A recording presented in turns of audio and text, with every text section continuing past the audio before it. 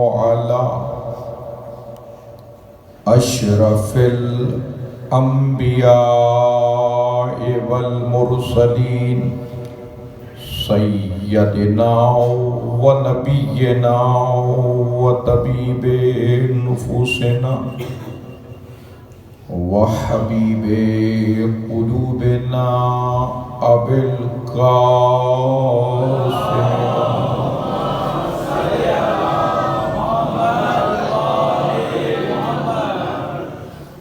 وعلى أهل بيته الطيبين الطاهرين المعصومين المظلومين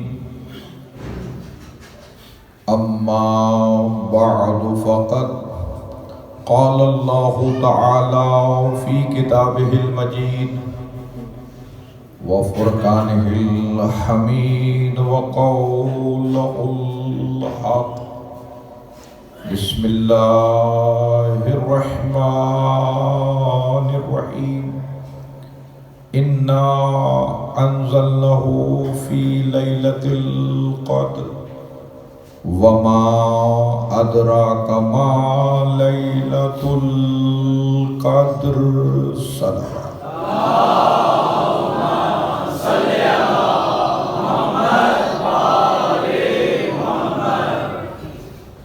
عرفان فاطمہ زہرا سلام اللہ علیہا کے عنوان پر آج آخری مجلس پڑھنے کی سعادت حاصل ہو رہی ہے۔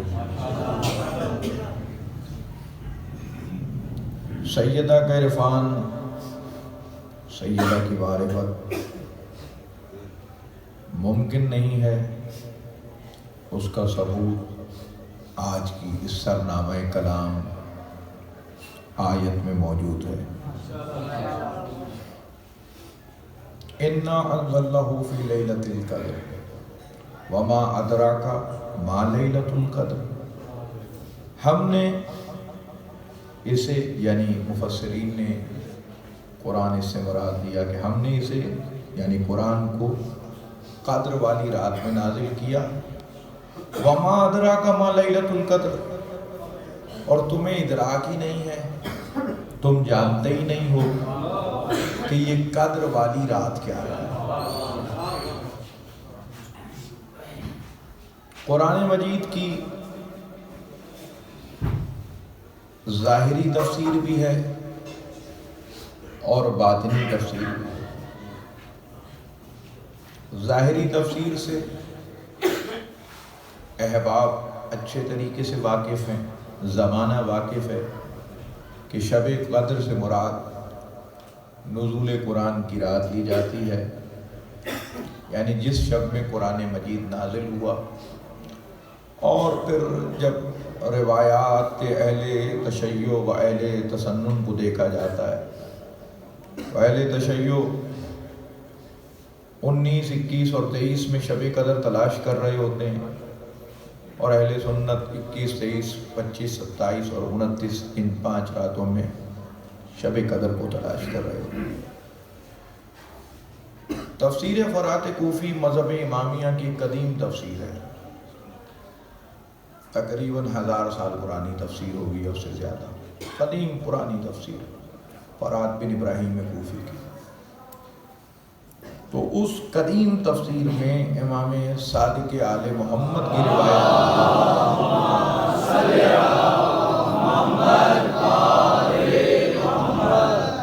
جب راوی نے شب قدر کے بارے میں سوال کیا کہ شب قدر سے کیا مراد ہے، تو پھر امام نے ظاہری تفسیر سے ہٹ کر ایک قرآن کے باطنی تفسیر کی طرف اشارہ کیا کہ القدر سے مراد پروردگار عالم ہے، اور لیل سے مراد ہماری جدہ فاطمہ زہرا،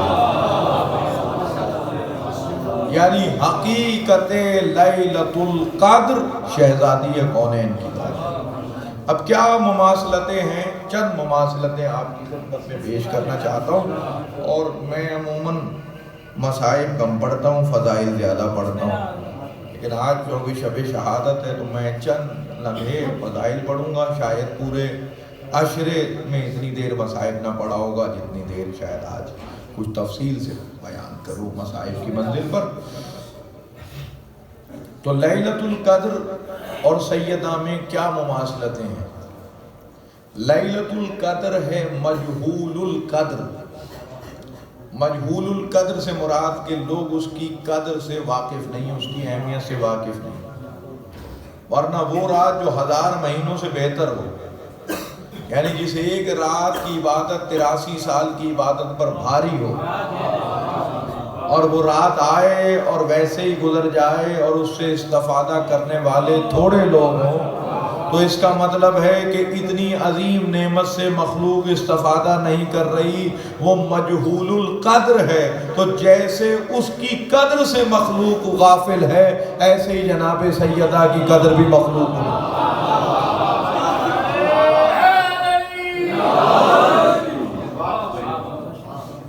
اسی طریقے سے وہ لیلۃ القدر، وہ قدر والی رات جو شب قدر ہے، وہ قدر کی رات فی الحقیقت قرب الہی کا ایک ذریعہ ہے کہ خدا کے قریب ہو جائے، خدا کی قربت حاصل کرنے کا ایک وسیلہ ہے لیلۃ القدر، تبھی اس میں عبادت کی جاتی ہے۔ اور یہ شہزادی کیا ہے؟ دیکھیے، اگر ہم مخلوقات کو تقسیم کریں تو سب سے پست ہمیں ملیں گے جمادات، ان سے افضل ملیں گے نباتات، ان سے افضل ملیں گے حیوانات، اور ان سے افضل ملیں گے انسان۔ یہ ہیں 4 مراتب۔ جمادات، یہ زمین جمادات میں آتی ہے۔ اگر کسی زمین سے کوئی پودا اگ جائے تو زمین اپنے سینے کو چروا کر اس پودے کو جگہ دے تو سمجھ لیں زمین نے اپنے کمال کو حاصل کر لیا۔ زمین کا کمال یہ ہے کہ وہ اپنے سینے کو چروائے اور اپنے سینے کو کھول کے وہ جگہ مہیا کرے کہ جس سے کوئی پودا ہو جائے۔ اسی لیے وہی زمین زندہ قرار پائے گی، کیونکہ قرآن نے 2 زمینوں کا ذکر کیا، ایک زمین زندہ ہے، ایک زمین مردہ ہے۔ اب کوئی بایولوجی کا اسٹوڈنٹ مجھے ملے، جناب زمین تو نان لیونگ تھنگس میں ہوتی ہے، اسے مردہ اور زندہ کس لیے کہہ رہے ہیں؟ جب آپ قرآن کی بات کو سمجھیں گے تو آپ کو زندگی اور موت کا ایک نیا فلسفہ سمجھ میں آئے گا۔ قرآن نے ایک زمین کو زندہ قرار دیا اور دوسری زمین کو مردہ۔ بنجر زمین کو قرآن نے مردہ قرار دیا، زرخیز زمین کو زندہ قرار دیا۔ جس زمین سے کھیتی اگے وہ زندہ ہے، جس سے کھیتی نہ اگے بنجر زمین ہو وہ مردہ ہے۔ یعنی قرآن نے فلسفہ حیات یہ بتایا کہ زندہ وہ ہے جو فیض دے،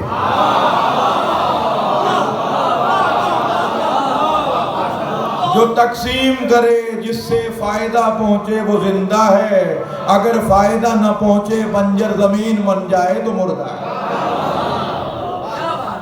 قرآن نے فلسفہ دیا۔ تو اسی طریقے سے اس پودے کا کمال کیا ہے؟ اس پودے کا کمال یہ ہے کہ وہ پودا کسی حیوان کی غذا بن جائے تو اس نے اپنے سے اعلیٰ پر اپنے آپ کو قربان کر دیا۔ تو اپنے سے اعلیٰ پر جو قربان کر دے تو وہ امر ہو گیا، وہ منزل کمال پر پہنچ گیا، اس نے اپنے مقصد کو حاصل کر لیا۔ تو پودے کا کمال یہ ہے کہ کسی اپنے سے اعلیٰ نوع حیوان کا جز بن جائے۔ اب حیوان کا کمال کیا ہے؟ حیوان سے افضل ہے انسان۔ اگر حیوان کسی انسان کا جز بن جائے تو یہ حیوان کا کمال ہے۔ اور حضرت انسان کو اللہ نے چیف گیسٹ بنایا اس دنیا میں، یعنی کسی چیز کو بنانے کے بعد بنانے والے نے نہ تو خود کو مبارکباد دی نہ قسمیں کھائی، لیکن یہ حضرت انسان کو اللہ نے عزت بخشی، شرف بخشا، مقام بخشا کہ جب حضرت انسان کو خلق کیا تو کہا فتبارک اللہ احسن الخالقین، کہ اللہ نے خود کو مبارکباد دی اور خود کو احسن الخالقین قرار دیا۔ یہ حضرت انسان کو اللہ نے شرف اور عظمت اور عزت بخشی کہ جب اسے خلق کیا تو کہا والتین والزیتون وطور سینین وہذا البلد الامین لقد خلقنا الانسان فی احسن تقویم، کہ تین کی قسم، زیتون کی قسم، امن والے شہر مکے کی قسم، والتین والزیتون وطور سینہ کی قسم اور امن والے شہر مکے کی قسم، لقد خلقنا الانسان فی احسن تقویم، ہم نے انسان کو اعلیٰ ترین پیمانے احسن تقویم پر بنایا ہے۔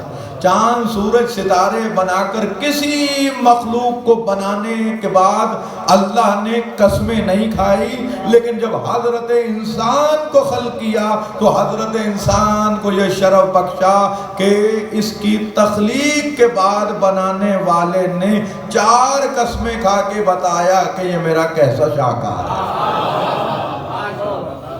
تو یہ حضرت انسان کو شرف حاصل ہوا۔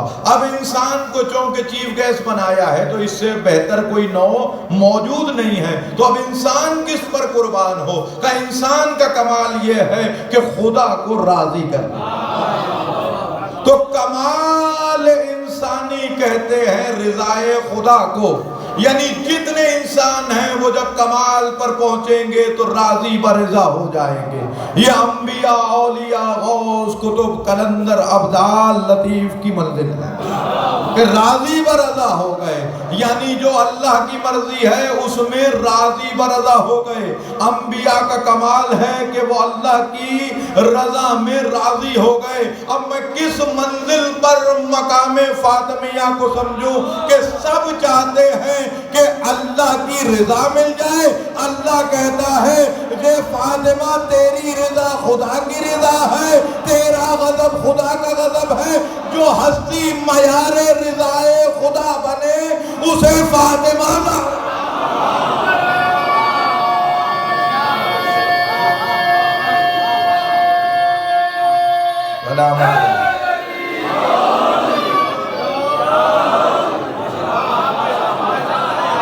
خدا کو راضی کرنا ایک الگ مقام ہے۔ جس کے راضی ہونے سے خدا راضی ہوتا ہے اور جس کے غضبناک ہونے سے خدا غضبناک ہو، اس معیار رضائے الہی کو لسان شریعت میں فاطمہ زہرا سلام اللہ، اور یہ ہستی قرب الہی کا وسیلہ ہے۔ یہ اور بات ہے آدم کے بیٹے وسیلہ بنائیں یا نہ بنائیں، دادا نے بنایا۔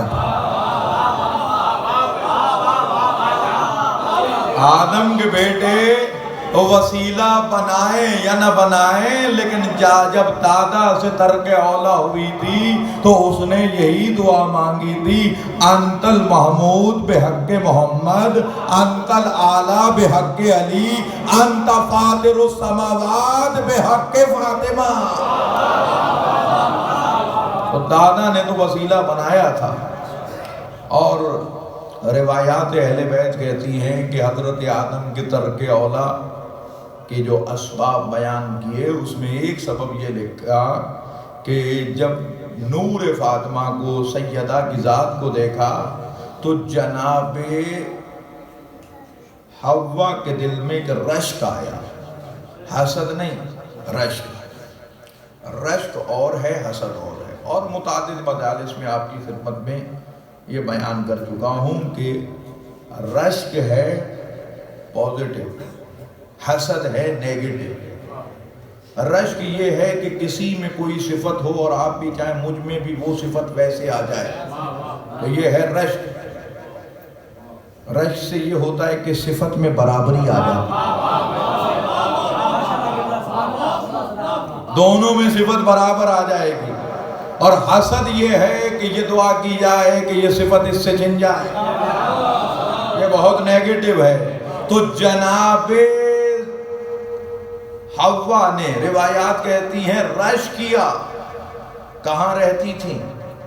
جنت میں۔ او میاں تمہاری دادی کی ہاتھ میں موجود جنت رش کرنے سے چلی گئی تو کسی کی دنیا میں حسد کرنے کے بعد جنت کا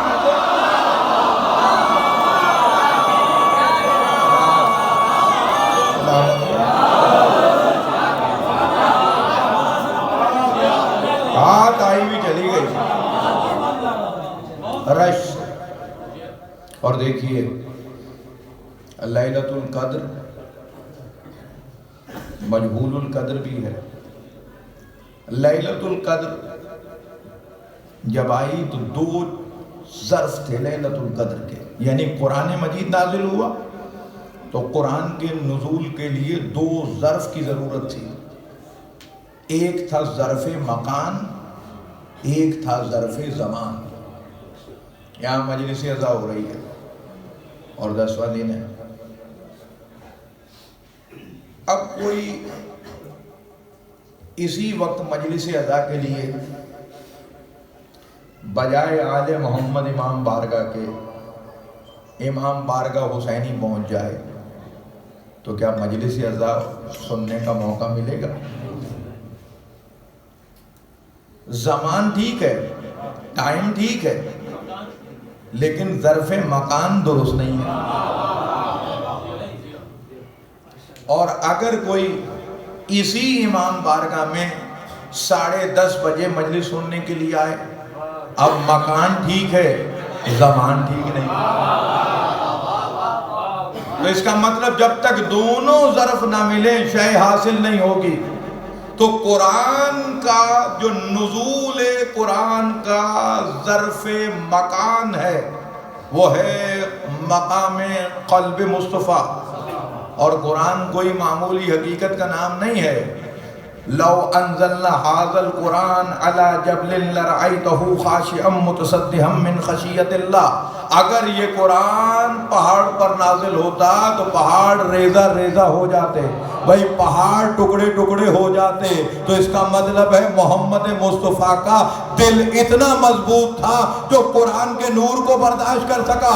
پہاڑ نہیں برداشت کر رہے تھے، نور کو برداشت کر لیا. تو جس محمد کا قلب اتنا مضبوط ہے اس کا دماغ اتنا کمزور نہیں ہوگا کہ معمولی بخار میں ہلتا.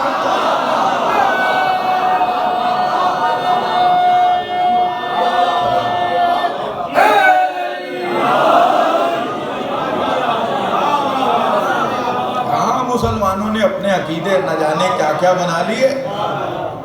حضرت ابراہیم چھوٹا نبی ہے. حکیم طاہر جو پرندے جا رہے تھے، جب حضرت ابراہیم کو آگ میں ڈالا جا رہا تھا تو پرندے جل بن کے گر رہے تھے. تو کتنا ٹیمپریچر ہوگا، پرندہ اڑ نہیں پا رہا.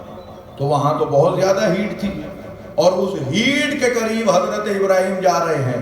اس قدر شدت کی گرمی کے قریب جا رہے ہیں اور جب اس کے قریب ہے تو فرشتہ آپشن دے رہا ہے حضرت جناب جبریل کہ کوئی حاجت ہے، اتنی آگ ہے، اتنی آگ دہک رہی ہے. لیکن اس منزل پر حاجی آصف یہ نہیں کہا کہ گرمی بہت ہے، یہ کہا تجھ سے حاجت نہیں ہے، تجھ سے حاجت نہیں ہے. جس سے حاجت ہے اسے معلوم ہے، جس سے حاجت ہے اسے معلوم ہے. یعنی تیری مدد نہیں چاہیے، خدا کی مدد چاہیے. تو جبریل کو ہٹا دیا راستے سے، تو جبریل ہو گئے راستے سے الگ. تو اب اتنی گرمائش میں جناب ابراہیم کے دماغ پر اثر نہیں پڑا، چھوٹے نبی کے دماغ پر اثر نہیں پڑا تو بڑے نبی کے دماغ پر کیسے اثر پڑ سکتا ہے. اور اب جملہ عجیب و غریب کہنے لگا ہوں کہ حضرت ابراہیم بنے ہیں خلیل. اور خلیل کس بنیاد پر بنے کہ جب اس منزل پہ آئے تو اللہ اور اپنے درمیان جبریل کو داخل نہ ہونے دیا، اس لیے خلیل بن گئے. یعنی جو مشکل میں جبریل کی مدد نہ لے وہ تو خلیل بن جاتا ہے، اور جس کی حسین کی اللہ مدد کر رہا ہو، جو اللہ سے بھی مدد نہ لے وہ حسین.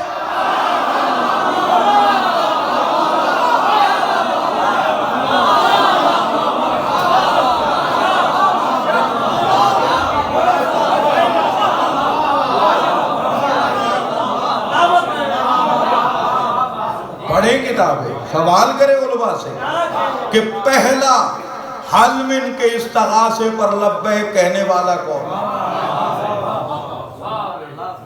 پہلا حل من کے استغاثے پر لبیک کہنے والا خدا تھا۔ نہیں اللہ آج عاشق حقیقی اپنا امتحان پیش کرے، آج عاشق حقیقی قربانی پیش کرے۔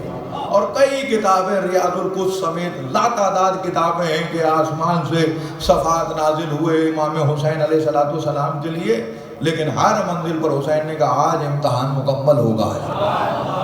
کس کی کیا مجال، مقام سیدہ کو سمجھے یا اولاد سیدہ کو سمجھے یا شوہر سے۔ تو قرآن کا جو ظرف مکان ہے وہ قلب پیغمبر ہے، اور جو ظرف زمان ہے وہ شب قدر ہے۔ تو جو ایک قرآن صامت کا ظرف بنے اسے لیلۃ القدر کہتے ہیں، اور جو 11 قرآن ناطق کا ظرف بنے اسے حقیقت لیلۃ القدر فاطمہ دار۔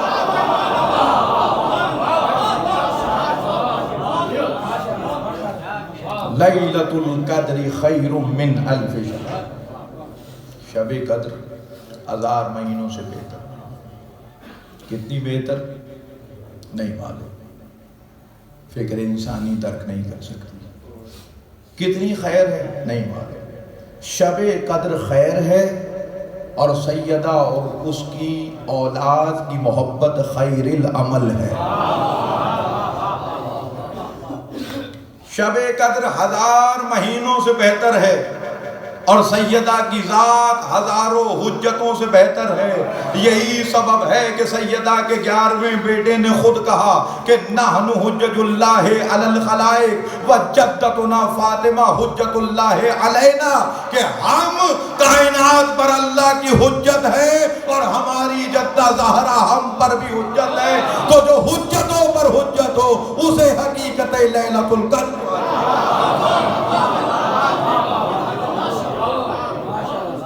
حقیقت لیلۃ القدر ہے جناب سیدہ کی۔ اس کی مجال کہ اس عظیم بیوی کے مقام کو در کر سکے، جس کی عظمت تھی۔ بعد از پیغمبر امت نے کیا سلوک کیا؟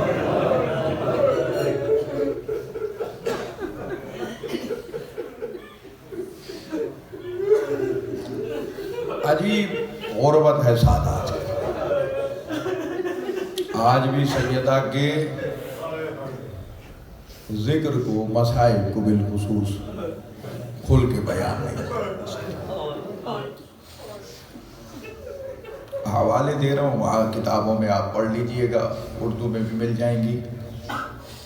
بیت الاحزان ہے شیخ عباس قمی رحمۃ اللہ علیہ کی کتاب، صاحب مفاتیح الجنان، جن کی مفاتیح الجنان ہے، انہوں نے ایک کتاب سیدہ پر لکھی ہے بیت الاحزان۔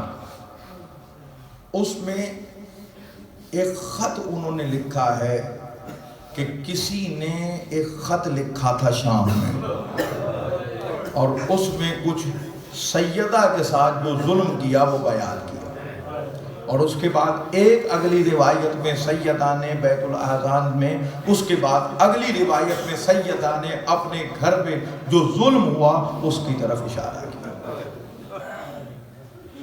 عزیزوں، فقط دھمکی نہیں دی، ڈھیر ساری لکڑیاں لے کر اس دروازے پر پہنچے جہاں آیہ تطہیر کے بعد نبیوں کا سلطان کھڑا ہوتا تھا۔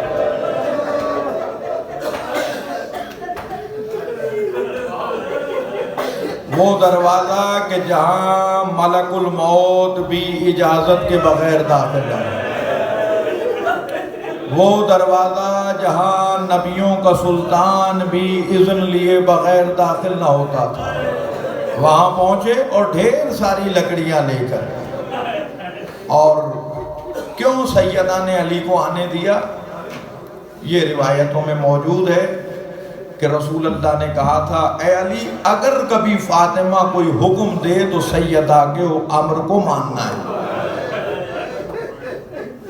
جب دروازے پر غل ہوا اور صدائیں بلند ہونے لگی علی کو گھر سے باہر نکالو، میرے مولا علی جب کھڑے ہونے لگے اور جانے لگے تو سیدہ نے کہا یا علی آپ بیٹھ جائیے، خیبر کی جنگ آپ نے لڑی، خندق کی جنگ آپ نے لڑی، آج مدینے کی جنگ زہرا کو لڑنے دیجئے۔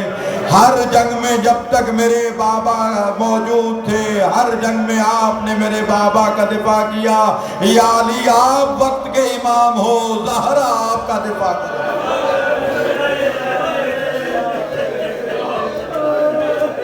اگر لا الہ الا اللہ کے بعد محمد الرسول اللہ کی صدائیں بلند ہو رہی ہے، یہ حسین کی قربانی کا نتیجہ ہے، اور آج آذان میں آپ علی ولی اللہ و خلیفتہ بلا فضل سن رہے ہیں، یہ زہرا کی قربانیوں کا نتیجہ ہے۔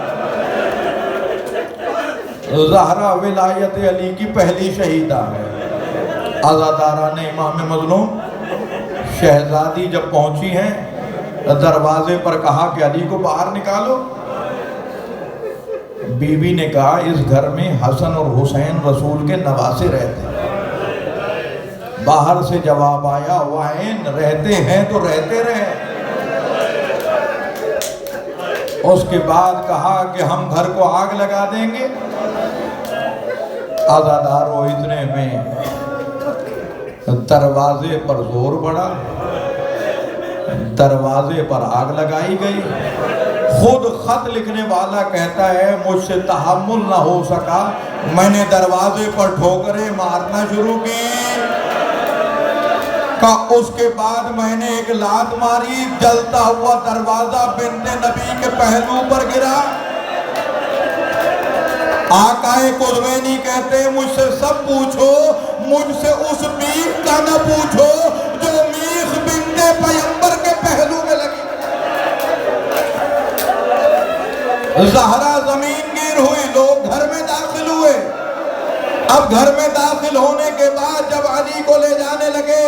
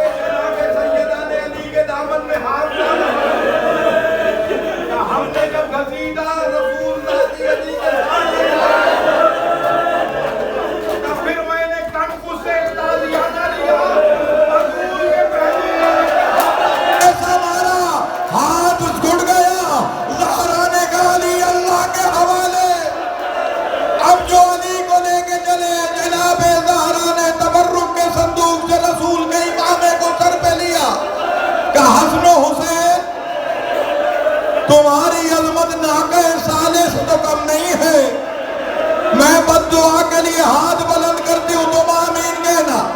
کعبی بطول کے ہاتھ بلند ہونے لگے، مسجد نبی کی دیواریں اتنی بلند ہوئی کہ کوئی گھوڑا بھی گزر سکتا تھا۔ جناب علی نے جب یہ منظر دیکھا کہ سلمان جاؤ اپنی آقا زادی کو روکو کہ علی کے حق کا واسطہ۔ سلمان پہنچے کہ بی بی رک جائیے، کہ سلمان میرا پہلو زخمی ہوا میں نے برداشت کیا، میرا حق چھینا میں نے برداشت کیا، میرا محسن مارا گیا میں نے برداشت کیا، یہ علی کو دربار میں کیسے لے کے گئے ہیں؟ بطول کو علی کا دربار میں جانا برداشت نہ ہوا، میں کہوں گا بی بی یہ آپ کا شوہر ہے، اللہ جانے وہ کیا وقت امتحان ہوگا جب آپ کی زینب دربار میں،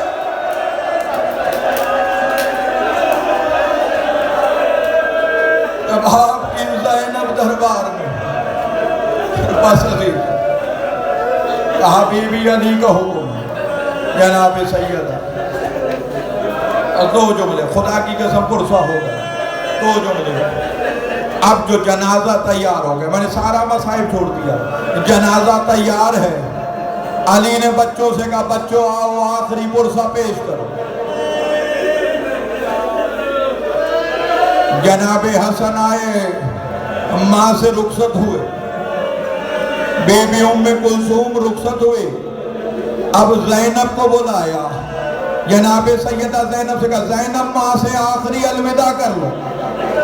سیدہ زینب نے پیغام بھجوایا, اماں فضا بابا سے کہیے کچھ دور چلے جائیں. وہ جو 5 برس کی عمر میں بابا کے سامنے پرسہ دیتے ہوئے شرماتی ہو, اللہ جانے کیسے کوفے اور شام میں خطبے دیے ہوگے. جناب زینب نے پرسہ دیا. اب آیا کربلا کا غریب حسین. سیدہ کا جب پہلو زخمی ہوا تھا, سیدہ بائیں ہاتھ سے جب تسبیح کرتے, علی کہتے سیدہ دائیں ہاتھ سے تسبیح. کہ یا علی میرا ہاتھ نہیں اٹھتا. علی کو سلام ایک ہاتھ سے کرتی تھی کہ دوسرا ہاتھ پہلو سے نہیں اٹھتا. اب عزادارو سب آئے تھے سرانے کی طرف سے, کربلا کا غریب آیا قدموں کی طرف سے. چند قدم آگے بڑھ کر حسین رک گئے اور رک کے کہتے ہیں میری ماں تو فخر مریم ہے, میں فخر عیسیٰ ہوں. جب تک مریم نے نہ بلایا تھا عیسیٰ نہیں گئے تھے.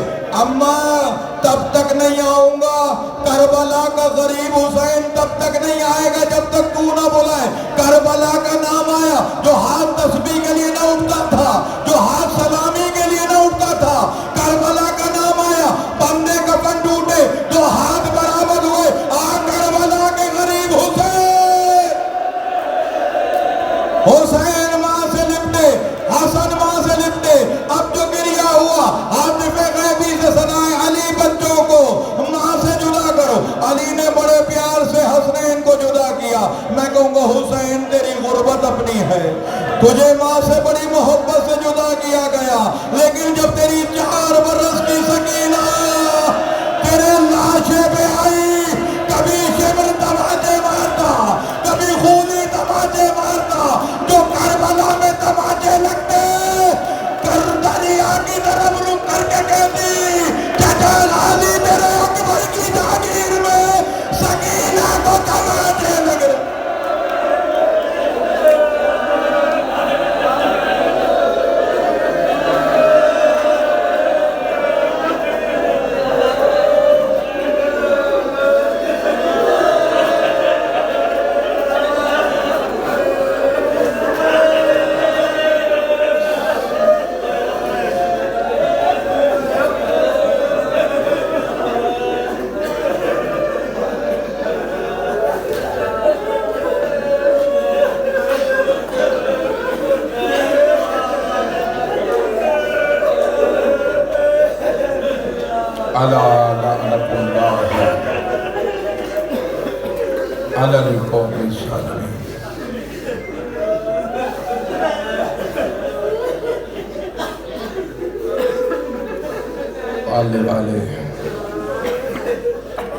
محمد و آل محمد کے صدقے میں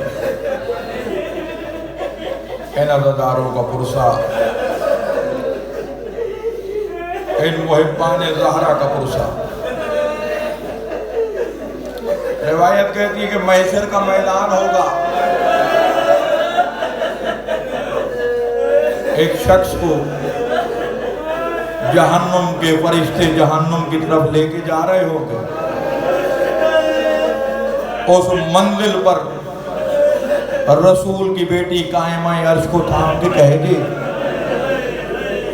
پالنے والے تو نے تو وعدہ کیا تھا, وہ اپنے وعدے کے خلاف نہیں کرتا. اس کی پیشانی پر محب زہرا لکھا ہوا ہے. اس منزل پر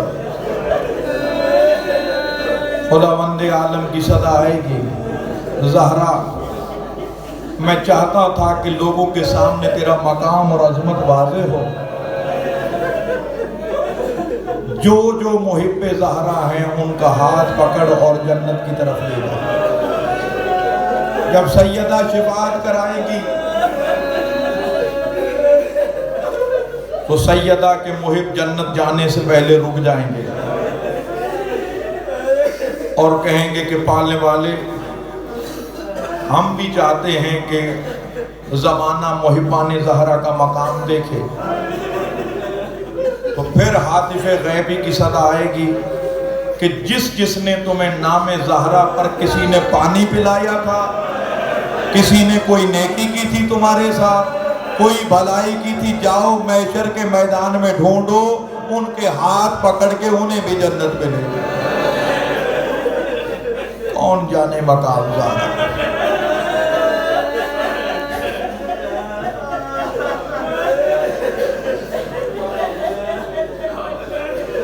آنے والے تمام محبین زہرا کی جو حاجتیں ہیں، جو تمنائیں ہیں، بی بی کے صدقے میں ان کی پوری فرما. کچھ مومنین بیمار ہیں، ہمارے بابو بھائی مٹھو بھائی کی بھابھی، میرے ماموں، اور ہمارے مومن شیبی کے والد طارق محمود صاحب بیمار.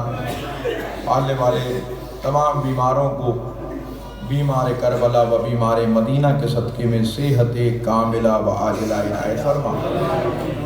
آنے والے محمد و آل محمد کے صدقے میں ہمارے والدین کے گناہان کبیرہ و صغیرہ معاف فرما.